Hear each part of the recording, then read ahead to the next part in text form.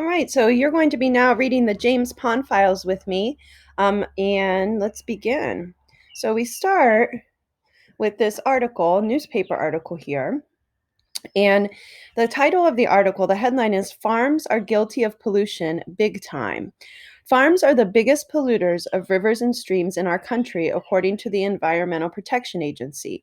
They are responsible for 70% of waterway pollution and foul more than 173,000 miles of waterways. They pollute with chemicals, sediments from erosion, and animal waste. The animal waste causes algal blooms, fish kills, and non drinkable water. The animal waste gets washed into streams from livestock areas and from fields where it's used as fertilizers for crops. Okay, our next article is also a newspaper article, and it's kind of a play on words. Maybe you guys have heard of Lake Tahoe before. This is Lake Tahoe is getting murky. Are lawns and cars the culprits? And it says, we are losing the clear water Lake Tahoe is famous for because of algal blooms and sediment. Scientists say that cars and lawns are to blame. The clarity of a lake is a key measure of the lake's health and is determined by how deep a Secchi disk, remember those, can be seen.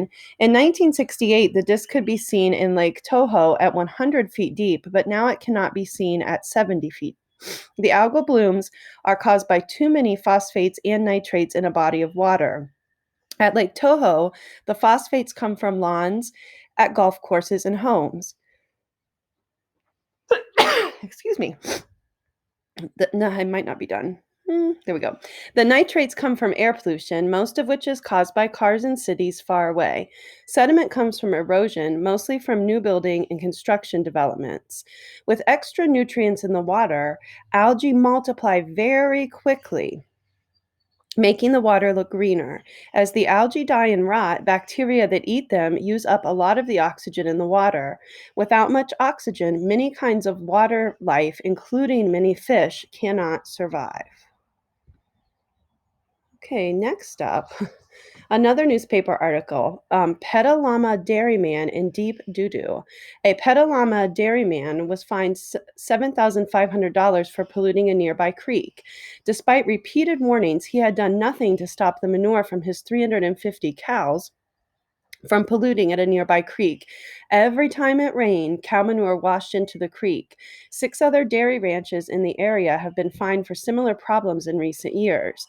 Many of the dairies in the area were built next to streams long ago because of the natural waterways would carry the manure away. Today, phosphates and nitrates from animal manure often cause algal blooms, which kill the entire ecosystem, including fish. Other dairy ranches in the region have spent up to $150,000 to follow pollution laws. Animal farms make 130 times the waste of the human population. Okay, so this newspaper article is about a bird called a cormorant. It says cormorant kill crime or justice.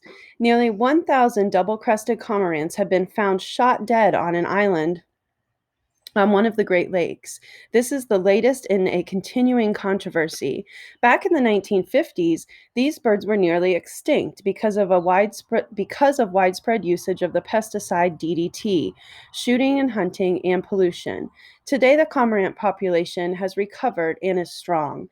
The island has become the largest nursery for cormorants in the country. Cormorants eat fish, and local fishing guides say they're ruining their business. In response to the mass shootings, one fishing guide said, "I only wish they'd killed every last one." On the other hand, environmentalists called the shootings a terrible crime against birds that have a right to eat the fish and to live. Okay, now I'm actually going to go to the bottom here. Do you see this little post-it note? It connects to the article I just shared with you. It's written to a guy named Leon. Did you read that article about the cormorants being killed? Maybe we should do something like that around to the kingfishers around here. And it's signed Elmo S. You remember who that is, right? Elmo Skeeto. Okay, now we have this email conversation, and it's between, well, this is to Mo Lawn from Sandy Trap. So Sandy says this: Mo, it looks like some of the grass out there by the eighth hole is turning a little brown. Let's step up the fertilizing and watering around here. Now Mo says back to Sandy, I think the browning is from some dogs that got in and peed on the grass. It should go away by itself. We're already using more than enough fertilizer and watering too much, in my opinion. I don't know where all that water goes. Mo now has to hear again from Sandy. People pay to play on green grass. That's our business. No green grass equals no business. We need to add more fertilizer and water to our lawns. I hope I've made myself clear. Okay, now you're going to tackle the what do you think questions based on this James Pond file.